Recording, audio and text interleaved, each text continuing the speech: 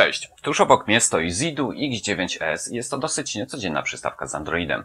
Jest nie tylko kompletna, solidnie zbudowana, ale także, co najciekawsze, posiada wyjście, jak i wejście HDMI pozwalające na nagrywanie. Jest to swojego rodzaju odpowiednik magnetowidu VHS, czy też tak zwanego wideo, jeśli jeszcze pamiętacie, co to w ogóle było. Ja mam na imię Paweł, a ty oglądasz kanał Techmania HD. Zapraszam do obejrzenia tej recenzji.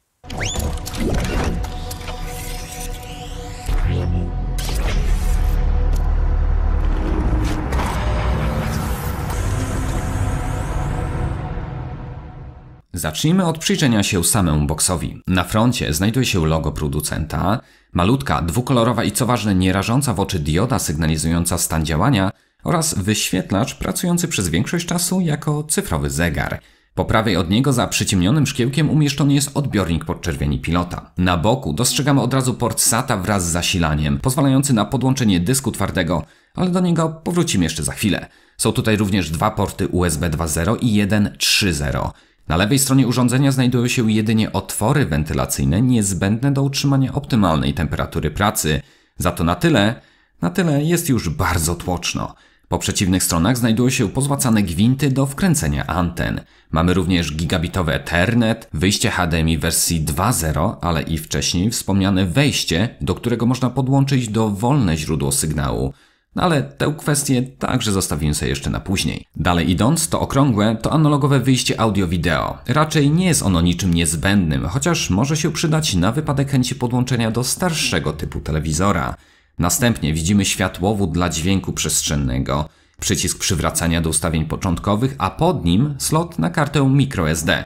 Tutaj należy pamiętać, że obsługuje on maksymalnie do 32 GB. Dalej idąc w prawo mamy tylko gniazdo i przełącznik zasilania. Na topie wiele się nie dzieje, jest tutaj tylko kilka notek o tym, że pudełko wyposażone jest w 4-rdzeniowy 64-bitowy procesor, że jest zdolne do odtwarzania materiału wideo w nowym i wydajnym kodeku nawet z 10-bitowym kolorem. Nie mogłoby tu także zabraknąć informacji o współpracy z materiałami 3D, HDR czy nawet obsłudze rozdzielczości Ultra HD. Na spodzie znajduje się jeszcze więcej otworów wentylacyjnych, a wysokie gumowe nóżki pozwalają na swobodny przelot powietrza. Co ciekawe, jest tutaj nawet plomba gwarancyjna i podpis osoby, która zatwierdziła urządzenie w kontroli jakości. Wszyscy mogą teraz w komentarzach pozdrowić Boba. Na pewno to przeczyta. Rzućmy jeszcze okiem na akcesoria. Solidne, 20-cm anteny gwarantują świetne zbieranie sygnału. Można je dowolnie obrócić i złożyć, ale nawet jeśli planujesz używać wyłącznie sieci po kablu, to nie śpiesz się z ich wykręceniem, bowiem niezbędne są one do prawidłowego działania Bluetooth.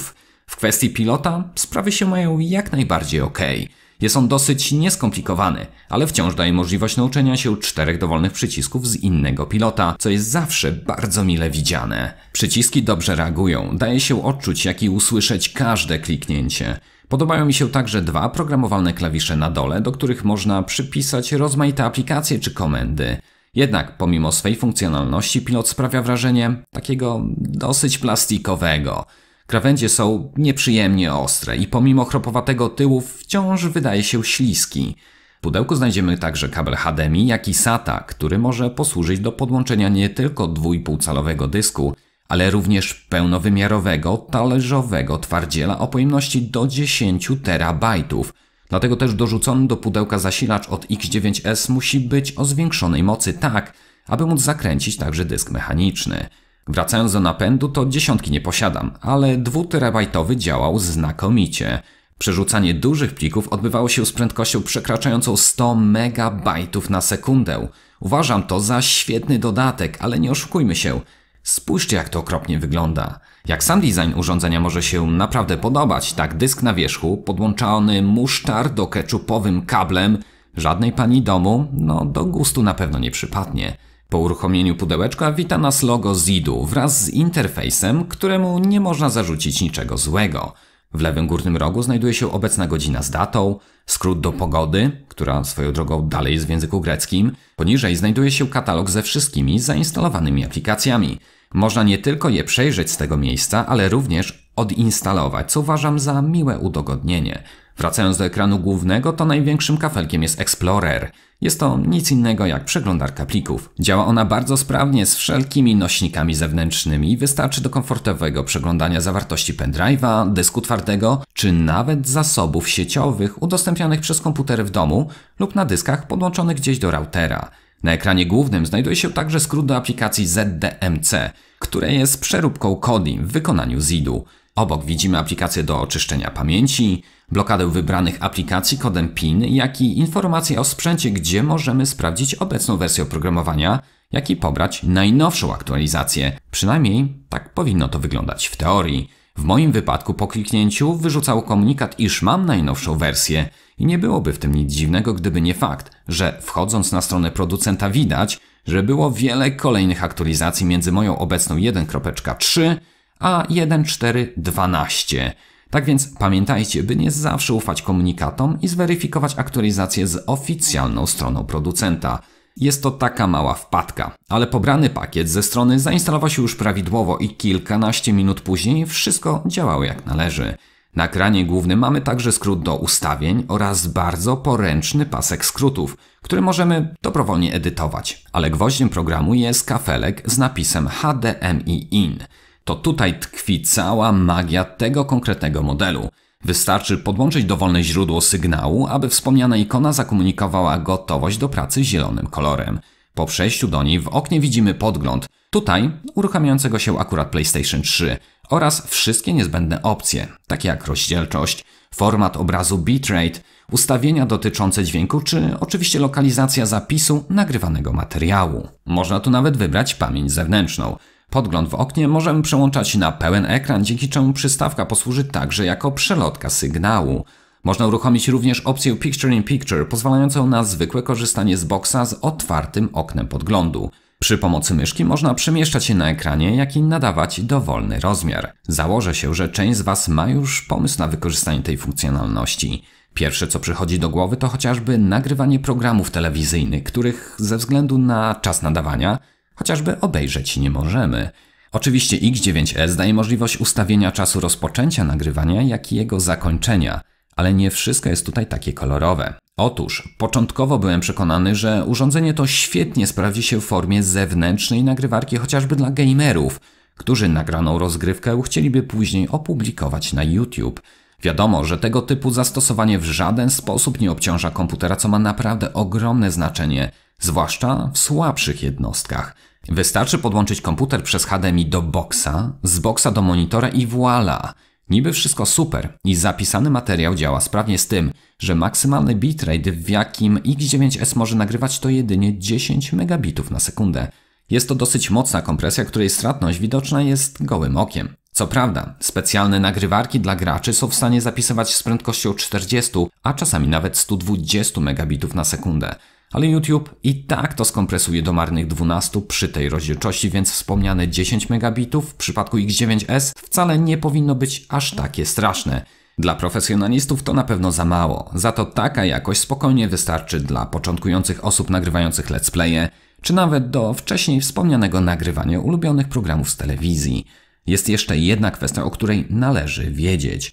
Jak nagrywanie z komputera nie stanowiło najmniejszego problemu, tak sygnał z PlayStation 3 jest już chroniony, a tym samym przystawka od ZID-u odmawiała zapisu. Z kolei nagrywanie na Xbox One powinno być już możliwe, przynajmniej było w starszej wersji pudełeczka od ZID-u, chociaż tam też pojawiały się jakieś problemy z dźwiękiem, więc należy mieć to na uwadze. Chciałbym poruszyć także kwestię wydajności. Otóż model X9S został wprowadzony na rynek w 2016 roku i co za tym idzie, oparty jest on już na dosyć starym procesorze. Oczywiście w pełni on wystarcza do wszystkich zadań, z jakimi przyjdzie mu się mierzyć. Android wersji 6.0 działa na nim prawidłowo. Granie w mniej wymagające gry także jest możliwe, a co najważniejsze, odtwarzanie filmów w rozdzielczości 4K odbywa się bez zająknięcia. Przetestowałem nawet plik o prędkości 400 megabitów na sekundę w wydajnym kodeku H265 i nawet on działał płynnie.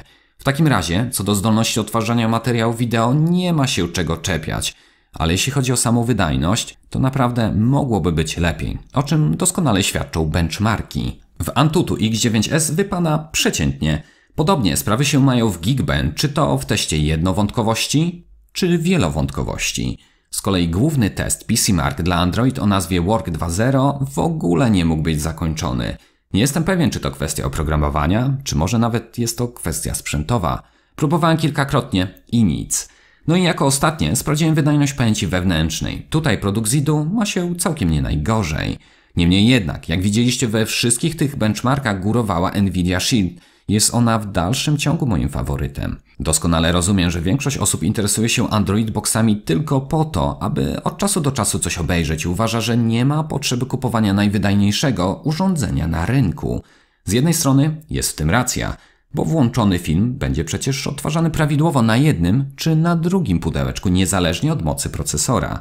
Różnica polega na ogólnej szybkości pracy systemu czy włączaniu aplikacji, ale przewagę szybszej jednostki zauważymy też w czasie nawet takich oczywistych momentów, jak składanie znalezionych linków w Kodi. Oto prosty przykład. Na Nvidia i X9S włączyłem ten sam film. Jak widać, znajdowane są linki do źródeł premium i zwykłych. Po tym procesie wyszukiwania linków następuje moment, kiedy już wszystkie linki są podliczane, segregowane i ustawiane od najwyższej rozdzielczości. Tutaj mocniejszy procesor ma ogromne znaczenie. W Nvidia trwało to około 3-4 sekund. Z kolei Zidu potrzebowała na tę samą czynność blisko 14 sekund. Oczywiście, im mniej źródeł znajdzie, tym szybciej je, że tak powiem, przemieli. Jednak bez względu na film czy serial, Shield TV zawsze było o wiele szybsze, ale też jest droższe w zakupie.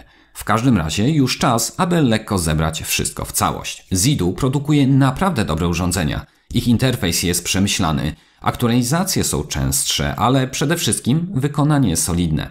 Model X9S ma naprawdę sporo plusów. Na pewno zaliczą się do tego długie anteny zwiększające siłę sygnału, aluminiowa, ładna obudowa, cyfrowy zegar, którego jasność swoją drogą można dostosować, a to naprawdę rzadkość, oraz bateria podtrzymująca. Tu mogę powiedzieć, że w Zoomtakach takiej baterii nie było i zegar był później ustawiany z internetu. Nawet pilot w tym modelu, choć może nie jest idealny, to jest lepszy niż wiele innych. Na plus należy także zaliczyć bardziej zaawansowane menu wyłączenia. Ogólnie jest wiele takich ciekawych opcji, których omówienie zajęłoby nam całą wieczność.